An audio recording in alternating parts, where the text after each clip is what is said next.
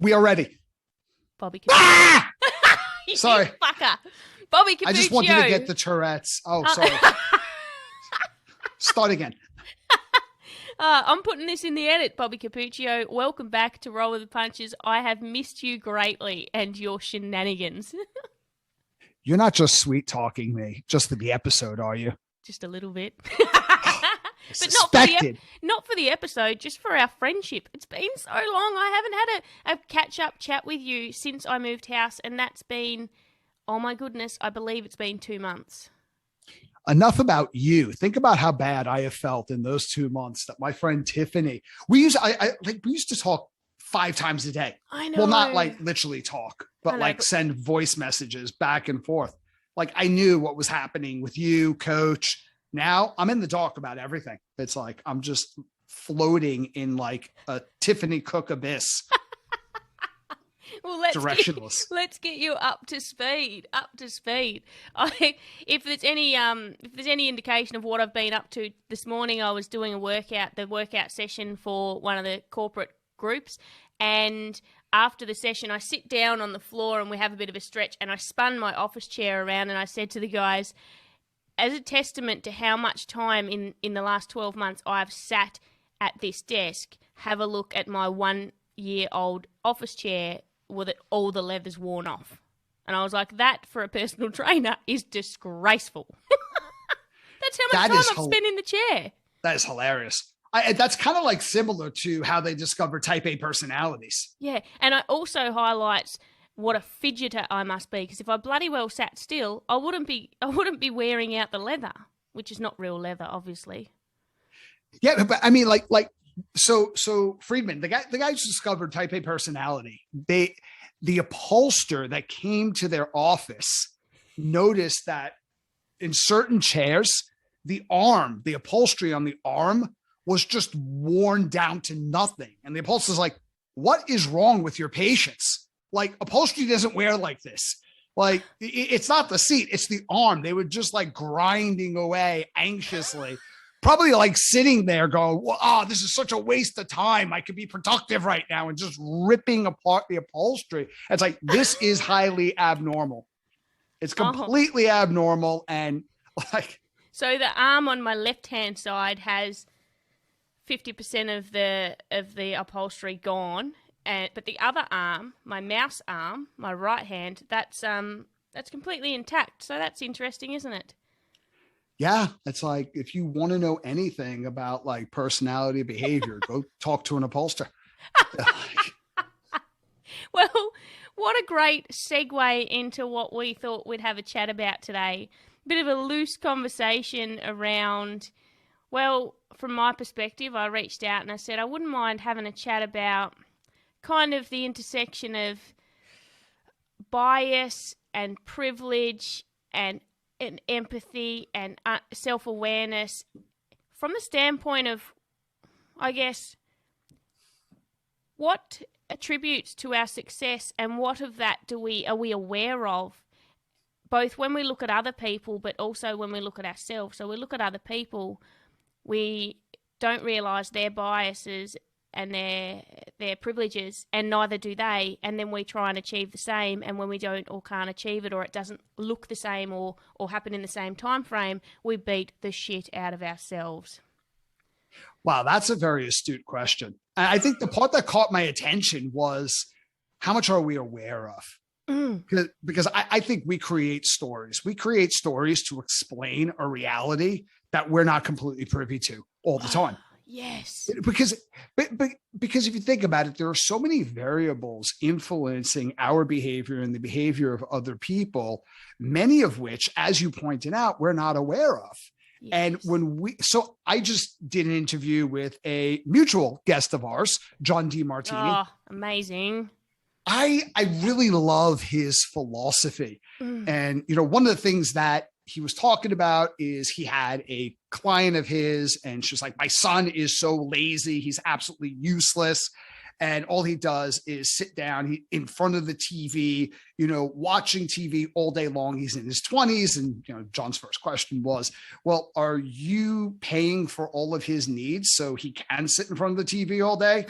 Well, yeah, well, you need to stop that. Okay. So he doesn't have enough challenge. That's first of all. Second, like, what led you to that conclusion? And she's like, well, he doesn't do anything. Okay, fair enough. On the surface, that makes sense. But when Dr. DeMartini had a conversation with this guy, separate from his mom, it came out that what he was doing is watching forensic files, like those shows, and he was watching them constantly.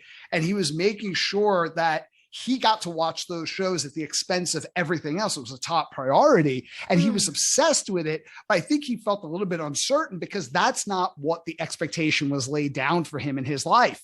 So when he sat the family down, he said, well, what about starting to pursue certain steps where you can become a forensic scientist, where you can go out and solve crimes? And that's what he does now. Oh, wow. And he loves it. So he was sitting there trying to be discreet about his intention, because it's not something that was acceptable because it contradicted mom and dad's values, but it was his own personal values. And he put a lot of work and a lot of effort into it. But you're looking at that and it doesn't map your story for what he should be doing. So therefore he's lazy. It's not lazy. He's an accomplished like forensic scientist right now. He solves crimes. He's making a massive contribution to the world, and he's pursuing that which is most important to him. But a lot of times I think when we see people doing things that are outside of our scope and our perspective, the only way sometimes we get certainty in uncertain times is to create a story that gives us a sense of certainty. Whether or not it's backed by facts or reality, or we're considering all the variables, it's an illusion that we maintain to make us feel safe, make us feel significant. Basically, if you take a look at any of our primal human needs, hopefully from survival, which, is something that's been in everybody's face in the past 18 months, to security, to belonging, to significance, to inspiration, contribution. So if we're getting one or more basic human needs met by this illusion, we start seeing people showing up in our lives as either support of or a threat to our story, our illusion. And anything that's a threat to our illusion, we're not going to ask, or we tend to not ask, well, is that true, or why, or what's the greater context? What can I learn? We tend to reject that or get very upset. And then we go seek out a group that is absolutely an echo chamber for our similar story and beliefs. And you'll see social media, you'll see that more than anywhere. Like, what a great sociological experiment social media is. I mean, I stay away from social media, quite honestly. Like, I'll be on social media just to chat with people, like to send you a message. So I'll be chatting with people, but I try to stay off those threads as much as I can. Yeah. Not saying that social media is inherently wrong or bad. I've gotten so curious over the last, I'd say, 12 to 18 months on just watching people, watching the behavior on social media in terms of something goes up, how are people drawn to respond and react and watching for exactly what we're talking about, watching for people's own biases with, they're coming in with an answer or a comment with blinkers on and their own lens that they're looking through. I'd want to tell you the thing that got me thinking around this topic yesterday. We had another mutual guest of ours on. Yourself and I have both had them on our show, Susan Sly, and we had her on Craig's Susan's show. Coming on. I was on her coming. show. Oh, she right. hadn't been on my, yeah. Yeah, right. She's amazing. She's unbelievable. I knew you guys had riffed together. We had her on. It was actually horrible. It was one of the worst podcast interviews I've ever done. Oh, no reflection on her. You're very critical of yourself, Bobby Cappuccio. Oh, I had a close family member. My dog passed 2 days before. I was I was having an outer body experience, and I was like trying to keep my commitments and show up and not reschedule them anything, but it was just brutal. So anyway, I'm sorry. Yeah. Anyway, one thing that she was talking on I love her attitude and I love her drive and her perspective and her get up and go. And she got on a real tangent about, getting up and kind of getting it done and not everybody getting a participation medal. So she was really going deep into that rabbit hole. And she brought up that as a female in her space, she goes, 98% of the seed funding pitches as a female, 98% get declined. She goes, so when I walk in to pitch something, there is a 2.5% chance. I said the percentage is wrong, didn't I? It's 97.5%. Anyway, 2.5% chance that she will get a yes because she's female. And I started pondering on that out of real curiosity, thinking to myself, as a female, it got me thinking about how without any, we don't deliberately do this, but subconsciously, humans trust a deep male voice for authority. So we've heard that in a couple of voice coaches. Julian Treasure has spoken on voice coach and using the voice. And so human beings really trust those deep, authoritative voices, which men have. And I thought to myself, it wasn't interesting, and I'm just interested in stats I'll probably never know. But then I was like, I wonder how that plays out when I'm here playing in this audio space. I wonder, and for everyone, I wonder what the listening habits are.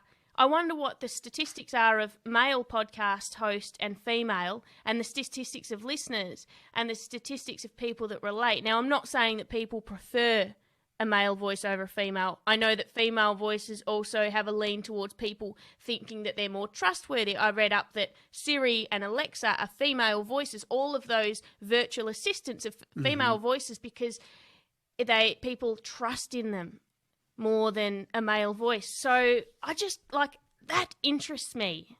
And I'm like, that's not something that we don't wake up and go, I definitely will trust a deep male voice to narrate. Like, how often do you find a female narrating movies? I feel like it's always Morgan Freeman. I think it is actually always Morgan Freeman narrating movies. But I know that pitch and frequency, inflection, all of these things have a profound effect on our brain and how we perceive certain voices, and certain pitches, like female voices or higher tone, is less threatening. Yeah. Like if you're yes. dealing with a kid, or think about how people talk to their pets. They don't come out and go, oh, you're such a good, like nobody does that. You're gonna freak the dog out. Like chill out. Your voice goes, oh, who's a good boy? Who's a good boy? Like something like that. But who would factor in? Think about this. Who would factor in voice as a critical success factor?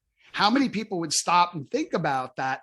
And I don't know what the stat is. Like you just gave that stat. I have no information about that, but that's one variable that's not considered. There's probably 100 variables that we're not aware of on a day-to-day, minute-to-minute basis. But then we have a result, but we have to interpret that result, because human beings do not seek truth. As much as we say we want truth, we seek meaning, and we'll reject truth to uphold meaning. So we have to attach a meaning to whatever happened. So whatever our beliefs, our values, our past experiences or biases are, we'll come up with a rationalization or a story around why that happened, but we'll very rarely land on, well, voice was a critical aspect. Or something, I don't want to say that's small because it's not insignificant, but we don't land on these variables because they don't fit our story. And if we're not aware of them, they don't count. Be so into. Have you read the book Drunk Tank Pink? No, I haven't, but that really pisses me off, because now I need to come up with a completely different title for my autobiography.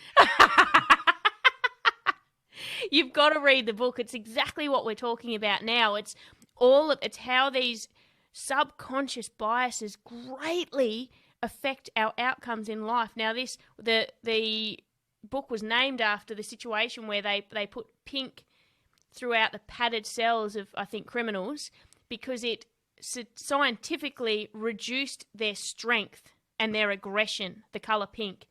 And then it went through and it talked about all these different scenarios. So they put that in a drunk tank?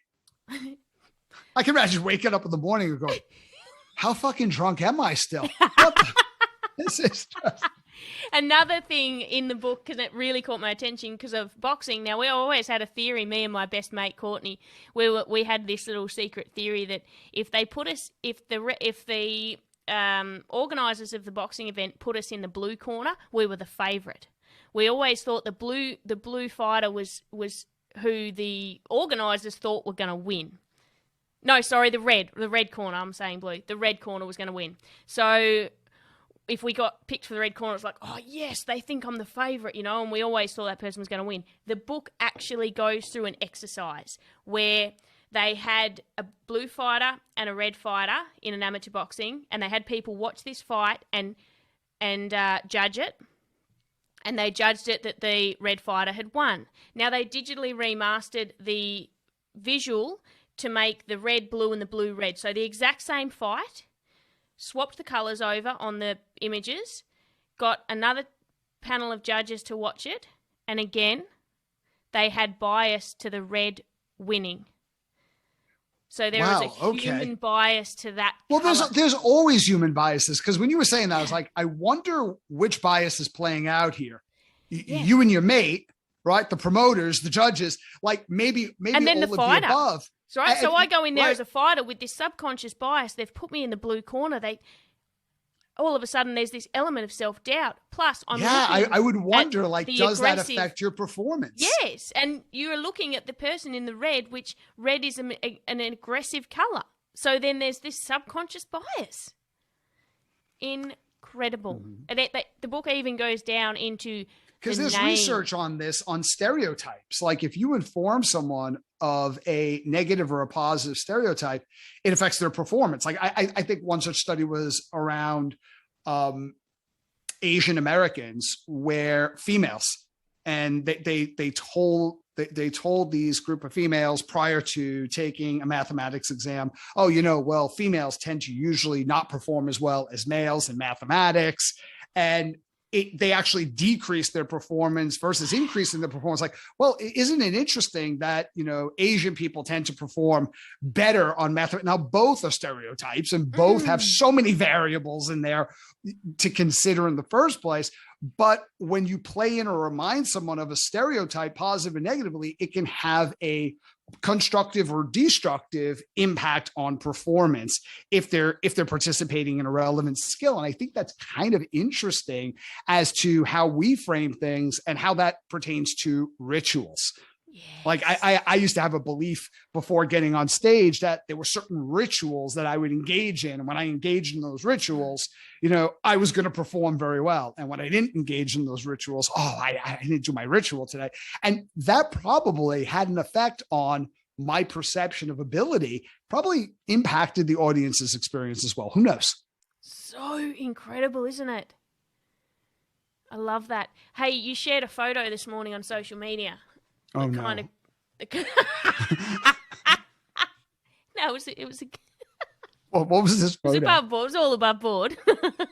What did I do? What was it? The photo of the two guys. There was like a homeless looking guy. Oh, that photo. Yes. So explain that, because that touches on this topic as well. Okay, you want to talk about biases? I have a lot of biases about biases. That pisses me off. That really does. And because I'm usually on the positive end of that type of categorization, and it bothers me as well. Where it said that two boys grew up in a house with an alcoholic father. One guy went out and became a really successful business person, and the other one became a drunk struggling with alcoholism. And when you ask both of the boys, well, what accounted for where you ended up in life? The guy who was really successful said, well, I grew up with an alcoholic father. And then the guy who was an alcoholic said, well, what do you expect? I grew up with an alcoholic father. So it's the same situation, but they made a different decision, and decisions matter. Yes. And there's nothing fundamentally I'm taking issue about that. Decisions do matter. Perspective does matter. But here's the thing that we don't ask ourselves. What were the epigenetic factors involved? So was there variations within the gene profile of one brother to the next, which even though they're brothers, there are, and did that environment stress and ensuing behavior patterns that resulted from that environment create a different gene expression in one versus another? Was one more predisposed to alcoholism than another? Was one boy younger and therefore his brain was in a different stage of development than the other boy, so it was far more traumatic for him? Was another boy home more? Like maybe it was the older brother who had to stay home and take care of things and take care of dad because the younger brother was, well, basically too young for those responsibilities. So he had greater frequency and duration of exposure to a challenging, painful, and who knows, maybe even abusive environment. Did the older boy have a stronger support network? And therefore, based on that stronger support network, he was able to mitigate his stress and some of the trauma. There are so many variables, but we just go right to, and I'm sorry, there's a little bit of contempt in that, because when I first saw that thread, right, I saw it before I posted it, and there was a different take, and I was reading the comments, and one person was like, oh, I grew up with an alcoholic father, and my sister chose alcoholism. Think about the contempt there. That's a bit of self-congratulatory commentary there, isn't it? Think about what you are implying there. I doubt your sister sat down and said, you know what, this is really painful. I think I'm going to become an alcoholic myself. So this way, I don't have to deal with my shit. There are so many variables. Like when you read Gabor Mate's book, In the Realm of the Hungry Ghosts, it's probably one of the most impactful books I've read all year. Wow. And you look at people who are on Skid Row in, I believe, Toronto, or is it Vancouver? Anyway, so one of those Canadian cities. And you take a look at these people that are struggling with lifelong drug addiction, and society, and by society, me and you, because we make up society, we'll look at these people and go, God, how irresponsible, how weak, what moral degradation. And then I was tempted to do something with this book, and I'm so glad I didn't do it. The second half of the book is the neuroscience of addiction, where the first part of the book is all of the stories and profiles about specific people, who are in this particular hotel struggling with addiction, with Gabor Mate's patients. And I was like, I'm just going to skip to the second part of the book. I just want the neuroscience. And then I thought, let me create some context. There's probably a reason why he wrote the book in this order. And you start reading this, and this person was sexually abused by her uncle and beaten severely by dad, and, had no reprieve and constantly in life-threatening situations from early childhood into adolescence, then ran away. And when she ran away, got hooked up with people, sold into prostitution, hooked on drugs. And you look at this person and you say, well, they need to make better decisions. But you were raised in an upper middle class family where you knew where your food was coming from. You knew that you were probably going to be alive at this time next week. You knew that your parents, loved you and supported you, and you had your basic human needs taken care of. All right. And maybe there was traumatic things in your life that happened. Like, your parents got a divorce or something. And that's really hard for kids. But think about the greater magnitude, of this situation. Yes. And so I was listening, I believe it was Peter Levine. Don't quote me on this. And anybody listening to this, don't quote me on this, but I believe it was Dr. Peter Levine talking about the premise that whatever doesn't kill you makes you stronger. And they were looking at people who were in a war type situation, and who were the people that came back with PTSD. And they were all in the same situation. And you're dealing with soldiers here. You're not dealing with weak people who lack commitment and do not confront challenges. The very nature of what they do is they run towards those challenges that people would run away from readily as a result of whatever. Maybe it's their genetic predispositions, their values, their training, all of the above. And what he found was that the people who were experiencing PTSD had multiple instances of early childhood trauma. Yes. So what doesn't kill you may not make you stronger. it might actually tax your stress hormones and your system to the degree that you will succumb to a traumatic event later on in life a lot more readily than somebody else. Yes, and I have a theory that I had recently on a podcast that it almost made me think the trauma that is living within us is, and this was true for me, and this is the first question I bloody well started asking on this podcast because it was true for me. The trauma within me drew me into the boxing ring, and the boxing ring was a captivating place where I found a homeliness, and it started cracking open my awareness of what I'd been holding on to. Now, that's what made me, I was working with the first responders, I was working with the ambulance, and I started going, what is it? The questions you just brushed over then. Is it epigenetics? I'm studying epigenetics. I was having these conversations and going through my own realization of the link between my trauma and my experience in the boxing ring. I was combining those two together and I did a podcast asking the question, what's the biology of trauma? Is there a biological epigenetic dominance that drives a certain person to a certain career path that is one of going to war or saving lives or being a police officer? Or is there a trauma history, like myself, that draws them into feeling safe, and this is my theory, feeling safe in something that fires up the nervous system? It's familiar. So, like a lack of safety is safe to that nervous system because it's a little bit fucking... because you're used to firing those neural networks in the brain and experiencing like that hormonal profile over and over. Yes. And here's another thing. I had this amazing woman on my podcast. The episode's not out yet. She studies an area of neuropsychology, and she's done a stack of talks on the intersection of both brain trauma and concussion. And also that meets criminal psychology. So the effects of brain trauma and the behaviors of the criminal system, criminals. Fuck, I'm not very articulate, am I, Bobby? Anyway, it excites me because one question I asked her when she was talking... You're having 27 thoughts a second. Oh, look how fast I'm talking. I'm so excited. So I'm speaking to her. She's studied for years. She's highly academic. She knows it. So I was super excited to speak to her. And as she was telling me about some of their studies on people with mild concussions and the statistics of people who got completely back to baseline after a mild concussive episode, as opposed to people who didn't recover, and they were exploring that. And I asked the question, have you taken into account dissociation? Because when I stepped in the boxing ring, I didn't feel. I wasn't present in my body or really my mind. I wasn't emotionally present. So how can I know how bad and concussive a blow would have been to me? And I was sparring heavy when I was sparring. I wonder how many mild concussive blows I was struck with.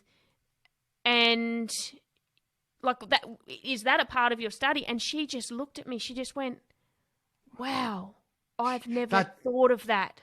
That's exactly what I'm thinking in my head. I'm so excited by it. I'm so excited by being able to be so kind of blissfully naive about the things that I'm curious about, that I can like drag that up to someone super smart and go, hey, what about this? And they haven't thought of it yet. And it excites me so much because I just think, wow, there's so much we don't know.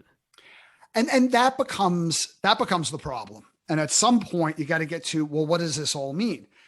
And the thing is, the smarter people are, like when you interview a guest like that, or somebody who's been studying neurobiology, human behavior for their entire life, it's so funny because now what I hear from people is, all the experts say is, I don't know. How do we trust someone that doesn't know? Well, they're the only ones I trust. Exactly. How do you trust someone that has an answer for absolutely everything? Because there are so many variables and you're constantly learning. Or if you're really committed and honest, you're constantly trying to unlearn and challenge your assumptions and biases. And you have all this stuff and it lands on, it depends very often. The only honest answer is it depends. And in this scenario, the answer would be A. but in this scenario, in this scenario, in this scenario, you would get a different answer.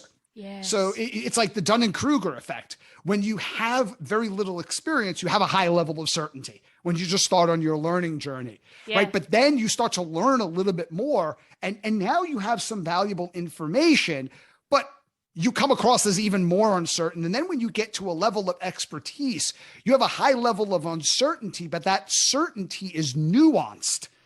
It's not absolute. It's harder to give a very simplified explanation for a highly complex problem. Here's the issue. If you put 3 people on stage, someone with very little experience and someone with a little bit of knowledge and someone who is an absolute top expert in their field, let's say it was a panel discussion at a conference, the person who, assuming that they are a talented speaker, they're articulate and confident, they're going to get a standing ovation. The other person in the middle is going to get dismissed instantly because they're vacillating and hesitating and they're just exuding self-doubt. The expert is going to get ignored. Do you know what's interesting?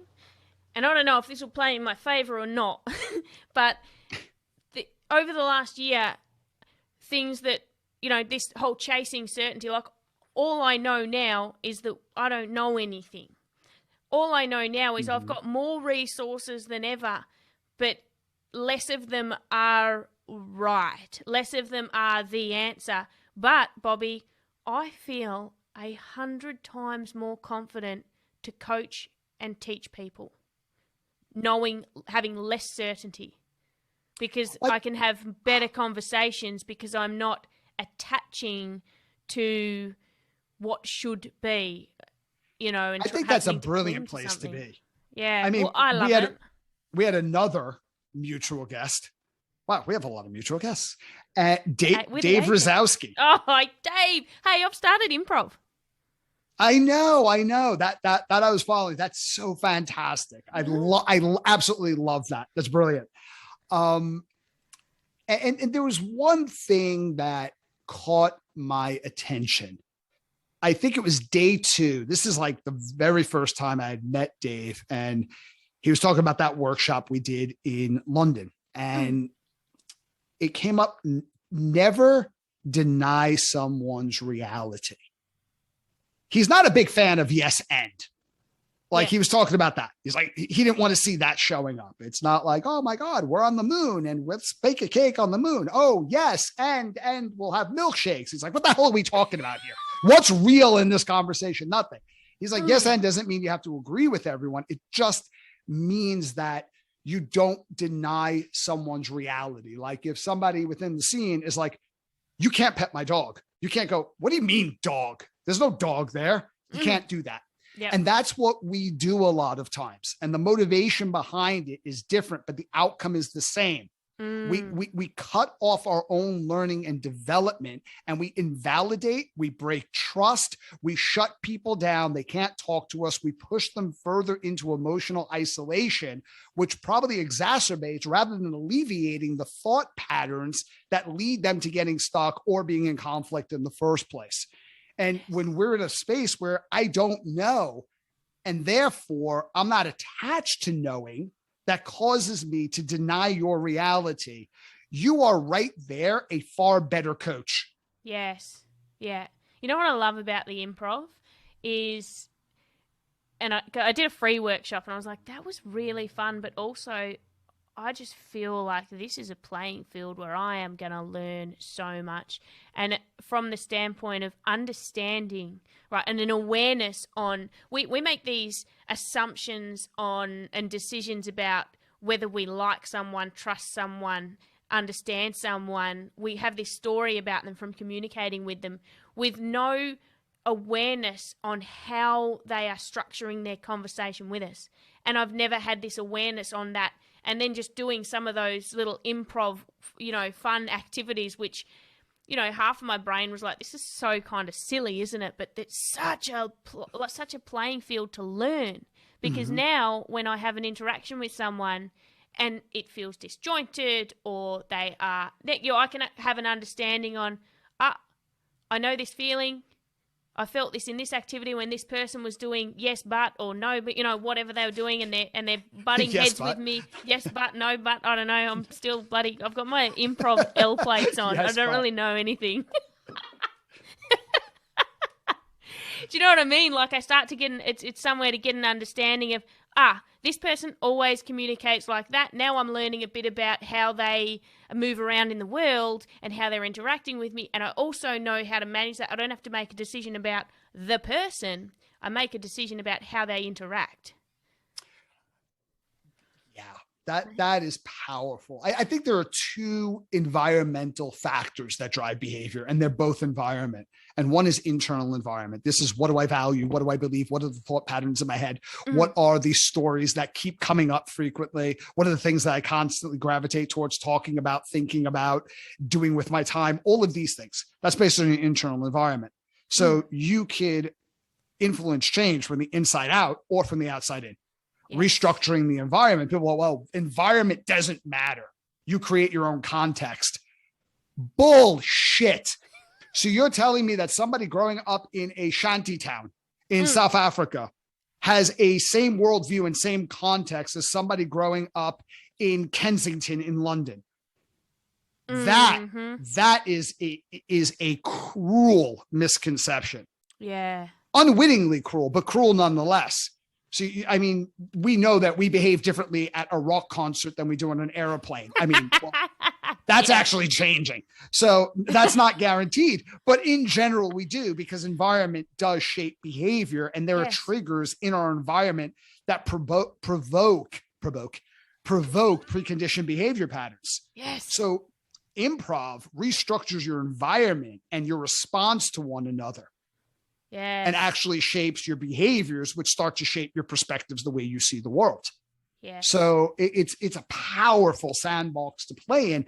And there's a lot of correlations between what happens in improv and what happens in coaching. And in fact, there probably, it's a bold statement, but there likely would not be an art form called improv had it not been for Viola Spolin, who was working with inner city people who probably dealing with what we would look at as PTSD in the inner city of Chicago. She was a social worker. Yeah. And it was through that work that she started coming up with the structure of improv.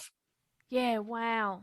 So it was a social worker who originally came up with improv. It just amazes me because it's so simple and fun, and almost from the outside looking in,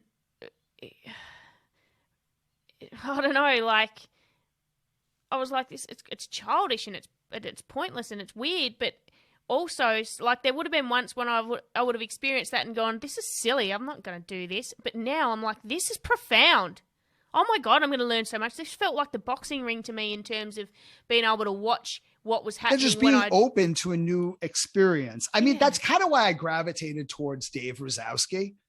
Like, people who do improv talk about something that looks fun and simple, but it is exceedingly difficult to do. Yes. So I could not, like, if you're doing improv and you're in a troupe, I'm so far away from you. So I couldn't criticize anybody, even if I wanted to. But looking at what I liked, I'll talk about what I was drawn to. Dave deals with conflict and reality. And how do you maintain your point of view and still get to what he calls the intersection of you and me? How do you move forward? How do you co-create in that space where sometimes you have two people that want different things? They have different intentions, different motives, but yet they got to come together and co-create in that scene. And not the actors, the characters have different points of view. I was like, this is real.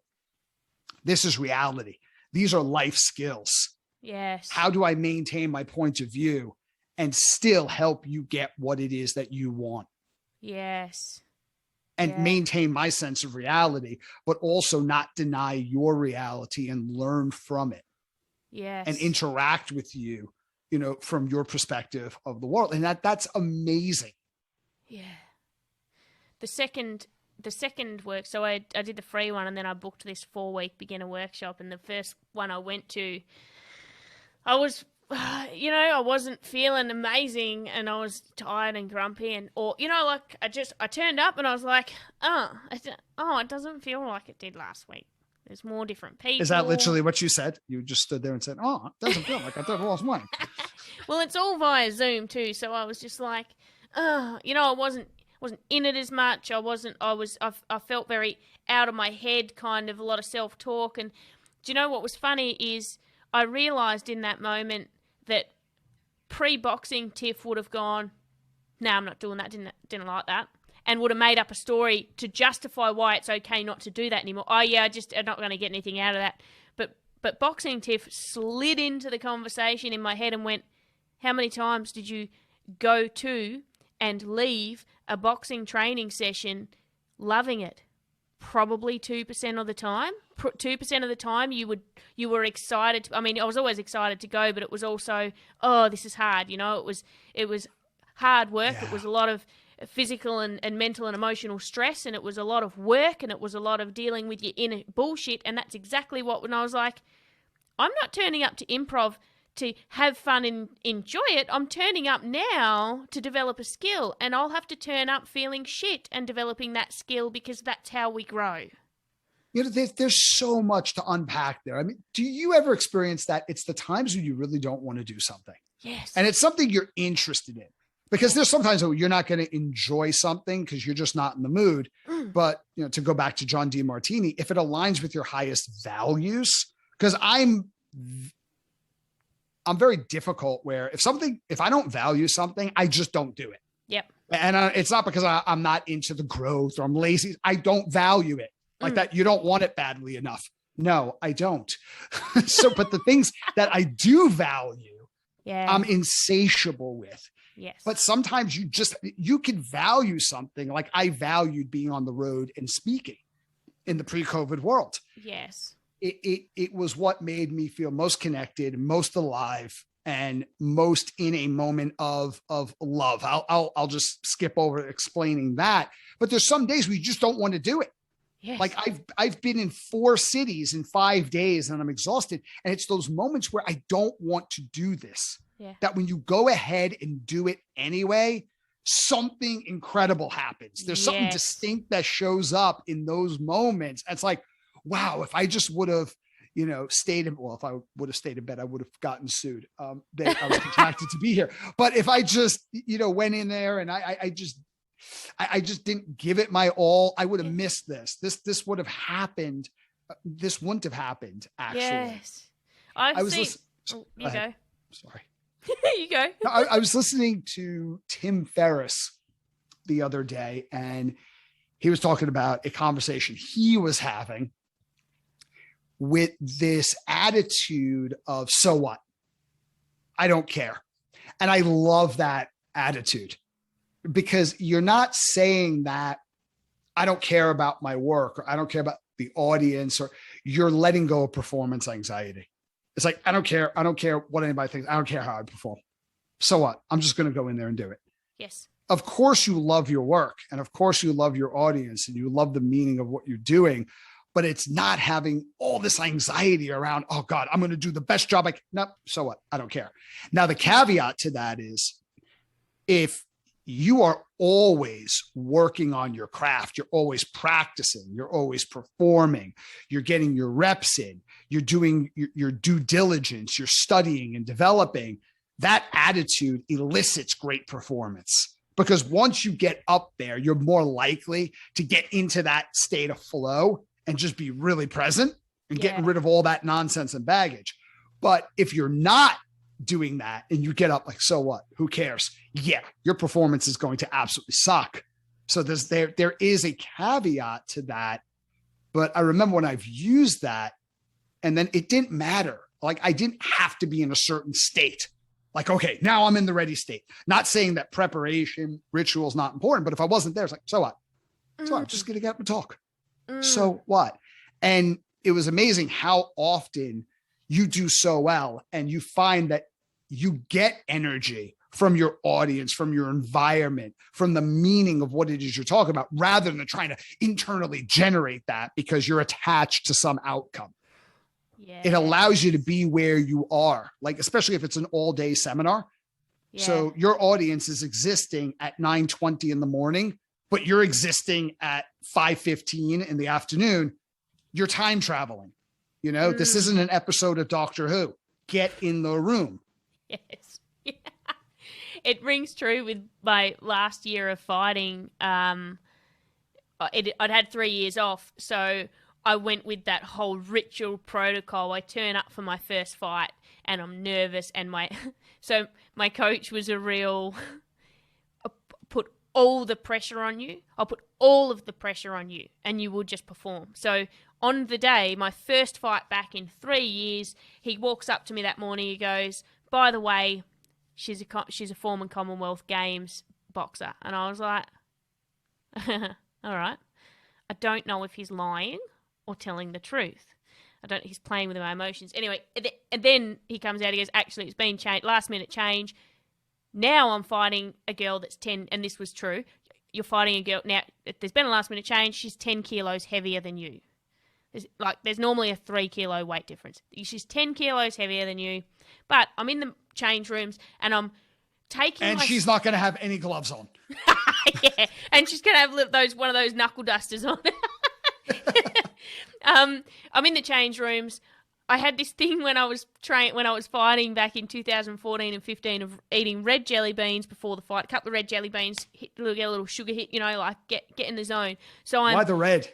Because I love red and black jelly beans. Okay, I buy a packet of red and a packet of black from the chemist. Those ones, the glucose ones, they're Fair a very enough. good jelly bean. They're the only time I eat jelly beans. I don't even like jelly beans except for on fight day because I had this bloody attachment.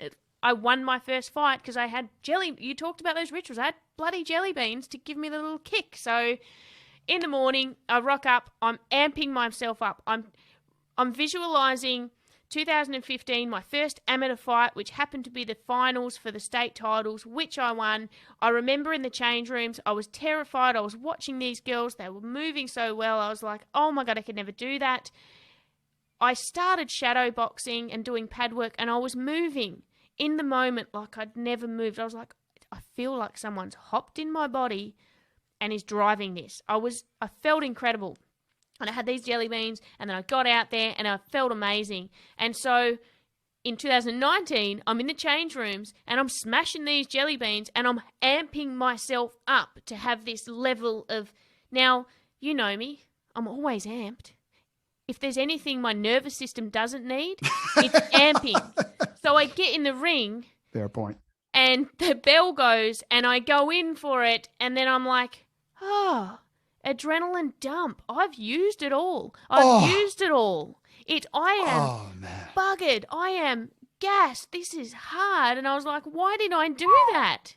Yeah. Can't even remember why I started that story, but yes. Because there are different things, because we're talking about rituals that amp you up. And then we're talking about ways that you frame your perception of performance that take you down. So one thing, it kind of sounds like we're contradicting ourselves, or it couldn't, but there are different tools for different situations. And there's that perfect level of arousal for performance. And when you get enough reps in, you know which one works. Yes. Oh, I love it. All right, we should probably wrap it up because we're getting near the hour, I believe, and I want to have you back on again way more sooner this time than it's been a big wait. My listeners are like, "Where's Bobby? Where's tomorrow morning? I'll see you. See you then." Cool. Bye. Thank you so much, Bobby. You're so amazing. Are we gonna co-share this? Are you gonna put this up, or are you gonna just step out and leave it as a roll with the punches? I would love to co-share. Great. Hello. I didn't want to mention anything because I was like, I'm just going to show up. I'm just excited to do the episode. If Tiff wants to co-share, great. If she doesn't want to share, that's fine. Well, shout out to the Self-Help Antidote listeners. Hi, guys. Thanks for listening. And thank you to the Roll with the Punches listeners.